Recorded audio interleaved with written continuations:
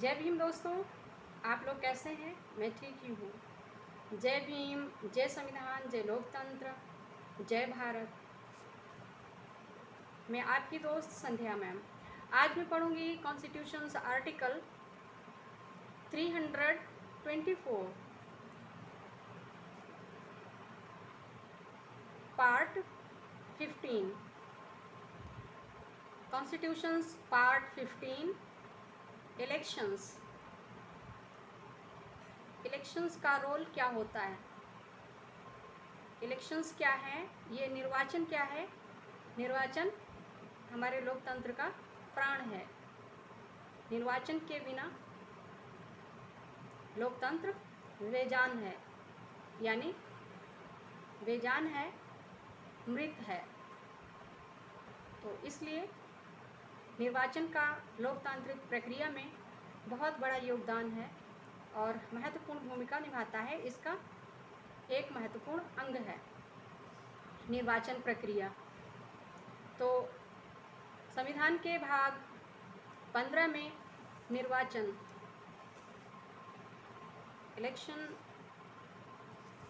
Election जो होता है किसी भी देश में हो, जितने भी लोकतांत्रिक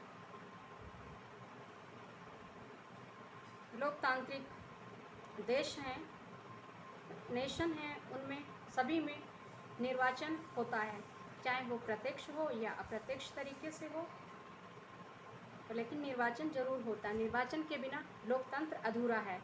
तो दोस्तों, निर्वाचन की प्रक्रिया के बारे में आज पढ़ेंगे। निर्वाचन क्या है?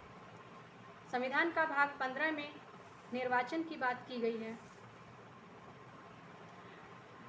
Constitutions part 15 elections.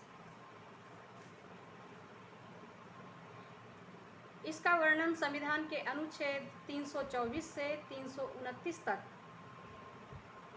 324 से 329 तक वर्णन किया गया है निर्वाचन का। उसके साथ में 329 का भी जोड़ा गया है बाद में। तो 324 से 329 तक निर्वाचन प्रक्रिया के बारे में विस्तार से बताया गया है, जो कानून बना है निर्वाचन के बारे में। तो ठीक है, चलें दोस्तों पढ़ें। Part 15 elections. 324 articles says about election. 324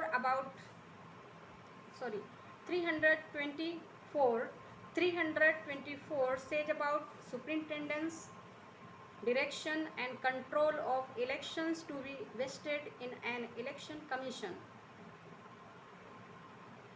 324 articles says about superintendence, direction and control of elections to be vested in an election commission.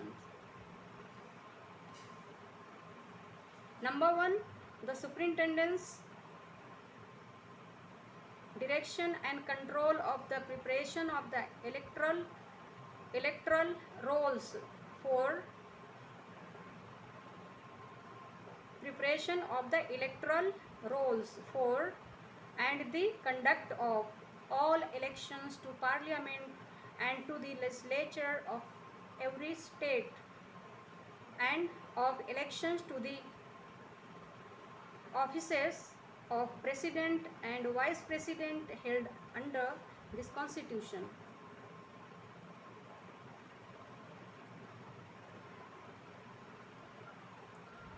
Shall be vested in a commission referred to in this constitution as the election commission. तो इसका हिंदी में बाद में बताऊंगी। Number 2, the election commission shall consist of the chief election commissioner and such member of other election commissioners, if any, as the president may from time to time fix and the appointment of the chief election commissioner and other election commissioners shall subject to the provisions of any law made in that behalf by Parliament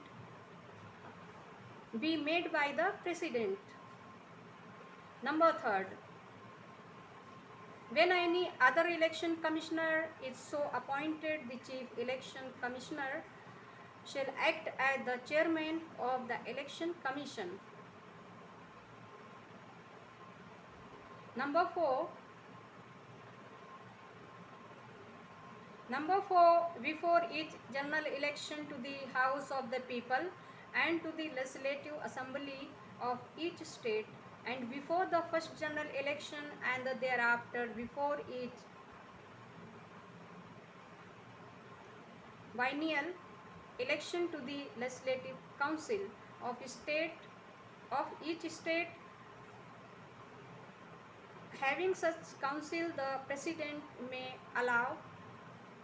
also appoint, after consultation with the Election Commission, such regional commissioners as he may consider necessary to assist the Election Commission in the performance of the functions conferred on the Commission by Clause 1st.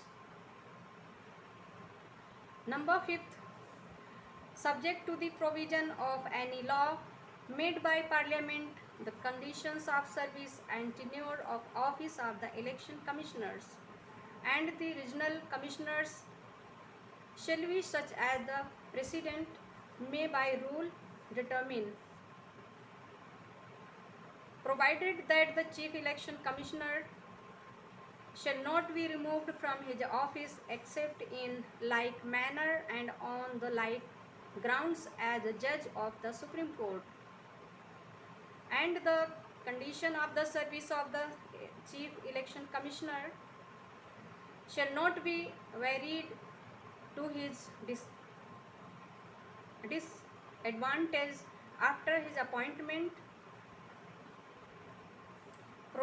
provided further that any such election, provided further that any other election commissioner or a regional commissioner shall not be removed from office except on the recommendation of the Chief Election Commissioner.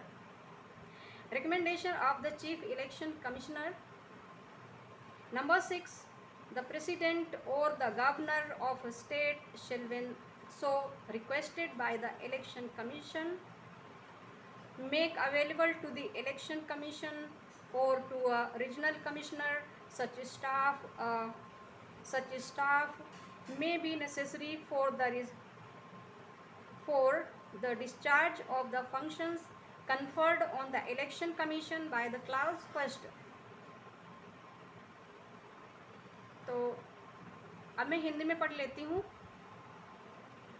संविधान का भाग 15, निर्वाचन प्रक्रिया। 324 क्या बताता है? 324 बताता है निर्वाचनों के अधीक्षण, निदेशन और नियंत्रण का निर्वाचन आयोग में निहित होना। निर्वाचनों के अधीक्षण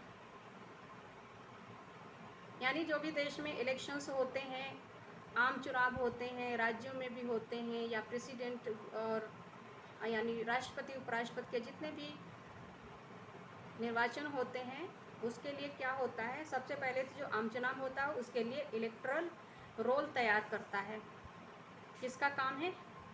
इलेक्शन कमिश्नर, इलेक्शन कमीशन का काम है, जिसमें ये देश भर में जो भी इलेक्टोरल रोल्स बनते हैं उनको तैयार करना पहला काम है।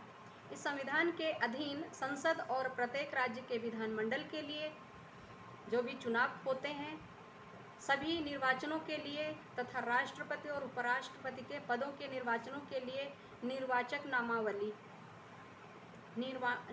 नामावली तैयार कराने का और उन सभी निर्वाचनों के संचालन का अधीक्षण, निर्देशन और नियंत्रण एक आयोग में निहित होगा। ये बात की जा रही है। संविधान क्या कहता है कि निर्वाचनों के अधीक्षण, निदेशन, नियंत्रण का निर्वाचन आयोग में निहित होना। ये कौन सा अनुच्छेद बता रहा है? 324 अनुच्छेद। नंबर 1, इस निर्वाचन के अधीन संसद और प्रत्येक राज्य के विधानमंडल के लिए, संसद के लिए और प्रत्येक राज्य के विधानमंडल के लिए कराए जाने वाले सभी निर्वाचनों के लिए तथा राष्ट्रपति और उपराष्ट्रपति के पदों के निर्वाचनों के लिए निर्वाचक नामावली तैयार कराने का और उन सभी निर्वाचनों के संचालन का अधीक्षण, निदेशन और नियंत्रण एक आयोग में निहित होगा, जिसे इस संविधान में निर्वाचन आयोग कहा गया है, इलेक्शन कमीशन कहा गया है संविधान में। यानी निर्वाचन आयोग क्या है? एक संवैधानिक संस्था है, कॉन्स्टिट्यूशनल इंस्टीट्यूशन है, संवैधानिक संस्था है। तो इसलिए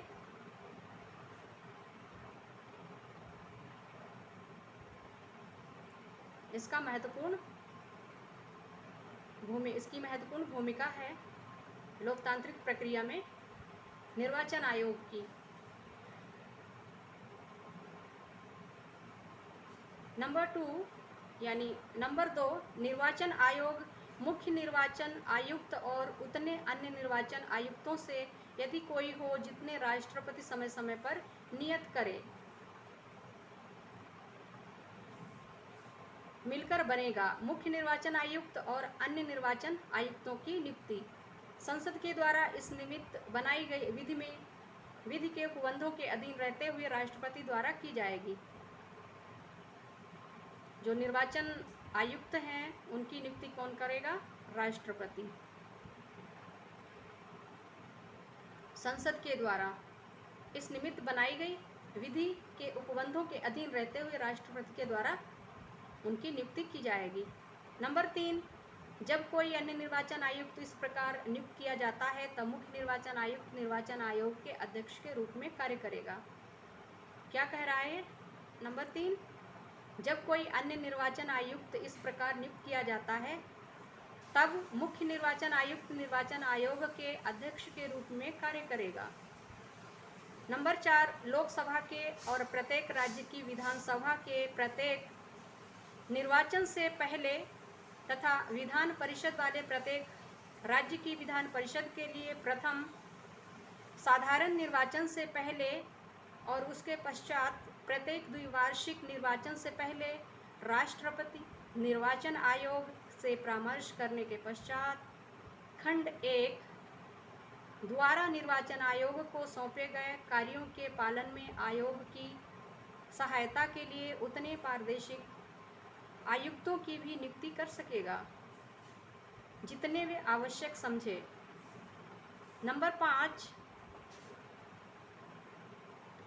5, संसद के द्वारा बनाई गई किसी विधि के उपबंधों के अधीन रहते हुए निर्वाचन आयुक्तों और पारदर्शिक आयुक्तों की सेवाओं की शर्तें पदावधि ऐसी होंगी जो राष्ट्रपति नियम द्वारा अवधारित करे, परंतु मुख्य निर्वाचन आयुक्त को उसके पद से उसी रीति से और उन्हीं आधारों पर हटाया जाएगा जिस रीति से और जिन आधारों पर उच्चतम न्यायालय के न्यायाधीश को हटाया जाता है। जो भी उच्चतम न्यायालय के न्यायाधीश को हटाने का जो कानून है, उपबंध है जो भी, तो उसके तहत उसी तरह से मुख्य निर्वाचन आयुक्त को भी उसके पद से हटाया जाएगा, अन्यथा नहीं। मुख्य निर्वाचन आयुक्त की सेवाओं की शर्तों में उसकी नियुक्ति के पश्चात उसके लिए अलाभकारी परिवर्तन नहीं किया जाएगा, परंतु यह और किसी अन्य निर्वाचन आयुक्त या पारदर्शिक आयुक्त को मुख्य निर्वाचन आयुक्त की सिफारिश पर ही पद से हटाया जाएगा। क्या कहा जा रहा है? किसी अन्य निर्वाचन आयुक्त या पारदर्शिक आयुक्त को मुख्य निर्वाचन आयुक्त की सिफारिश पर ही उसके पद से हटाया जाएगा, अन्यथा नहीं। नंबर 6, जब निर्वाचन आयोग ऐसा अनुरोध करे तब राष्ट्रपति या किसी राज्य का राज्यपाल निर्वाचन आयोग या पारदर्शिक आयुक्त को उतने कर्मचारी वृंद उपलब्ध कराएगा जितने खंड 1 द्वारा निर्वाचन आयोग को सौंपे गए कृत्यों के निर्वहन के लिए आवश्यक हो। तो ये तो मैंने आज पढ़ा है 324 अनुच्छेद, कल मैं पढ़ूँगी 325 अनुच्छेद और 326 अनुच्छेद। तो ठीक है दोस्तों, आज के लिए इतना ही। कल मिलती हूँ नए अनुच्छेद के साथ। जय भीम, जय संविधान, जय लोकतंत्र, जय भारत।